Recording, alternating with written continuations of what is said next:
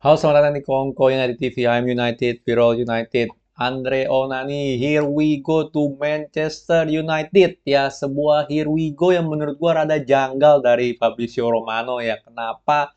Karena gue berharap dapat lebih banyak info soal deal ini gitu loh ya. Maksudnya strukturnya seperti apa segala macem. Karena kalian ingat sendiri lah kemarin pas gua live ya kan, itu dia bilang 99,9%, cuma masalahnya payment structure-nya itu belum ada. Tapi per pagi ini dia teriak here we go, masih belum ada juga penjelasan tentang payment structure dari deal Onana ini ya. Jadi yang diberdasarkan dari Fabrizio Romano ya, Andre Onana to Manchester United is finally here we go. Ini 3 jam yang lalu, ini gue bikin sekitar jam 8 pagi, berarti jam 5 pagi tadi ya. Itu dia bilang here we go, ya kan. Tapi pernyataannya masih sama dari Romano kayak kemarin, yaitu clubs are closing in on agreement. Berarti kayak belum ada yang agree nih. Belum 100% agree, done deal and sealed gitu loh. Sign and sealed, belum.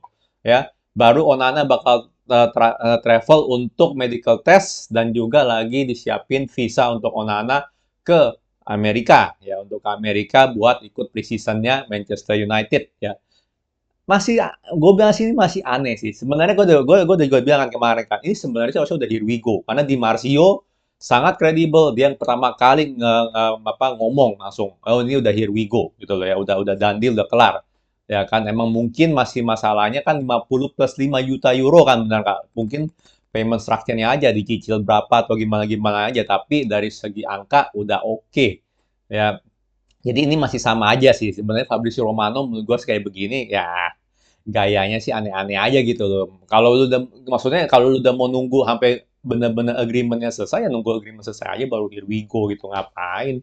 Kemarin 99,9% terus pagi ini here we go, tapi nggak ada kejelasan tentang kontraknya. Ya, kita mau tahu dong benar nggak ya kan? Penjelasan tentang kontrak cuma ada satu dari dia update-nya, yaitu personal term-nya doang. Valid sampai Juni 2028 dengan opsi 1 tahun lagi 2029. Udah itu doang. Tapi strukturnya berapa atau final fee-nya berapa, pastinya berapa ya, walaupun 50 plus 5 kemungkinannya seperti itu, belum jelas juga gitu, belum dikasih tahu ya, seperti apa payment structure-nya segala macam. Jadi nggak ada penjelasan tambahan sih tentang deal ini gitu loh ya. Jadi tapi ini udah pasti here we go ya, sebuah ya kalau gue bisa bilang sih deal yang sebenarnya kita nggak perlu ya, kalau seandainya Murto sama Richard Arnold bisa handle situasi De Gea dengan lebih baik ya. Ya dengan lebih baik ya. Lu pada nggak bisa belain Murto ataupun Richard Arnold karena gimana pun juga mereka udah menyodorkan tawaran, udah disetujuin oleh De Gea ya kan, tapi mereka berubah pikiran ya, macam-macam apa ya, macam-macam alay aja lah ya, setiap 5 menit berubah pikiran. Ya jadi itu situasinya seperti itu, benar nggak? Ya kalau mereka lebih profesional, harusnya ya udah desain ya lu sign juga, udah kelar dan deal. Ya kan, bahkan De Gea sendiri ekspektasinya bakal balik. Ya kan, sebelum dia pergi liburan ya kan, dia udah ngomong I'll see you in July. Ya kan, setelah dia merit. Tapi faktanya adalah ya ya lu harapin apa sih dari John Murto, benar nggak? Ya kan, harapin apa gitu dari John Murto sama Richard Arnold ya. Jadi kalau gue bilang tentang signingnya Onana ini, dari segi situasi dan kondisi sih gue bilang sih nilainya ini 4,5 transfer ini. Ya 5 lah, gue kasih kasih 0,5 dikit lah. Benar. 5. Karena sebenarnya kita nggak perlu nyari kiper baru di Juni ini. Kalau dia bisa handle situasi De Gea dengan baik dan profesional. Benar nggak?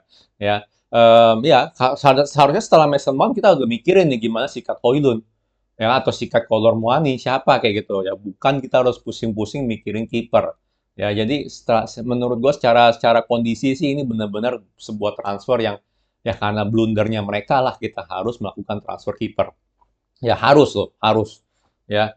Jadi tapi ini sebuah signing yang sangat kita perlu ya. Gue udah selalu bilang gue nggak mau ngeliat Dean Henderson di klub ini ya, gue nggak mau karena itu udah selesai ya. Dia ngelawan DG aja nggak menang gitu loh kemarin, buat apa kita paksa-paksain pakai Dean Henderson dengan dengan De Gea keluar gitu kan, ini nggak masuk akal gitu loh, benar nggak? Dan gue sih berharap Dean Henderson bentar lagi here we go to Nottingham atau kemanapun juga lah, 10 sampai 15 juta pound lumayan ya, lumayan buat cover ya, cover transfer Højlund nanti misalnya seandainya deal ya. Lalu untuk dari segi harga 50 plus 5, asumsi gue 50 plus 5 ya, nggak lebih, itu menurut gue oke ya. Dan jujur dengan harga segitu kayaknya jadi top 5 ya. Kalau menurut Fabrizio Romano, dia ini jadi top 5 most expensive goalkeeper in the history of the game loh, 50 plus 5. Berarti dia jadi nomor 3 ya, cukup mahal. Kan gue udah selalu bilang, kalau namanya kiper itu sih di atas 50, ternyata bukan pound sterling, di atas 50 juta euro tuh termasuk mahal. Kan gue pernah bilang begitu kan. Kalau di bawah 50 masih oke. Kalau di atas 50 dia harus minimal dia top 5-nya benar-benar top 5-nya goalkeeper pada saat sekarang ini. Tapi faktanya enggak gitu kan, untuk sekarang ini enggak. Jadi untuk dari segi harga sih berarti kalau gue bisa bilang sih cukup di arah yang mahal, karena gimana pun juga Onana kalau nggak salah udah lumayan berumur kan ya? Berumur nggak sih? Kok udah lupa tuh. Bisa dicek deh. Ingat gue dia di atas 25 deh, rada-rada 28 deh. Ya. Oke, dengan asumsi umurnya dia 28, harga segitu sih menurut gue cukup mahal, karena ya setelah 5 tahun dia udah seumur De Gea, ya reaksi dia bakal lebih lambat, itu aja sih. Ya, jangan bilang kiper makin lama makin tua makin makin apa makin MILF gitu kan ya. Bukan MILF kali ya, makin makin GILF lah kayaknya. GILF, makin GILF gitu kan ya. Dia jangan bisa ngomong begitu, karena gimana pun juga fisik manusia, ya kan, fisik manusia, fisik pemain bola itu bakal terus menurun. Ya, terutama reaksi, ya itu penting banget. Makanya De Gea udah nggak konsisten di umur segini, ya. Jadi lu bakal ngeliat dia nggak konsisten gitu, gitu aja sih kalau semakin tua. Tapi ya dari segi harga, menurut gua nilainya sekitar berapa tadi? 6,5 sampai 7 lah. 6,5 lah kalau gua bilang sih untuk harga. Karena ya kalau seandainya ini pound semua ya 80 juta pound, 60 juta pound, ini berarti harga dia lumayan bagus. Ternyata gue lupa ingat. Ya di atas 50 juta euro itu udah termasuk mahal untuk kiper. Ya jadi dia dengan umur 28 ya, itu harga segitu termasuk mahal. Kalau dia umurnya masih 25, lebih fair. Ya lebih fair. Ya dari nilai dari harga dari 6,5 jadi 7,5 lah kalau gue bilang, karena dia masih banyak waktu gitu loh benar. Ya belum prime prime banget lah ibaratnya. Itu untuk dari harga gue bilang nilainya 6,5 ya. Dari segi deal, kebutuhan dan kecepatan dari deal ini lumayan cepet sih ya, lumayan oke sih. Kalau gue bilang sih minggu lalu sebenarnya udah here we go ya. Dan juga mungkin ya gara-gara Mason Mount segala macam makanya jadi lebih lebih lambat ya deal ini. Jadi kalau dari segi harga, sorry, dari segi kecepatan transfer gue nilai 7 sampai 7,5 lah ya. Overall ini punya transfer ya, gue bisa bilang ini sekitar 7 lah nilainya totalnya. Lebih ke arah 6,5 sih, secara 6,5 sih. Gue bukan bilang dia kiper yang jelek ataupun apapun juga itu, tapi sekali lagi ini masalahnya sebuah transfer yang bisa kita apa ya namanya kita hindari gitu loh. Kalau si Murtad sama si Richard Arnold ini lebih profesional dan lebih kompeten dalam ngurus kontrak atau kontraknya ini gitu pemain ya. Ingat itu penting banget ya. Ya namanya juga klub sebesar MU ya. Ini bukan kayak main FM, bener nggak?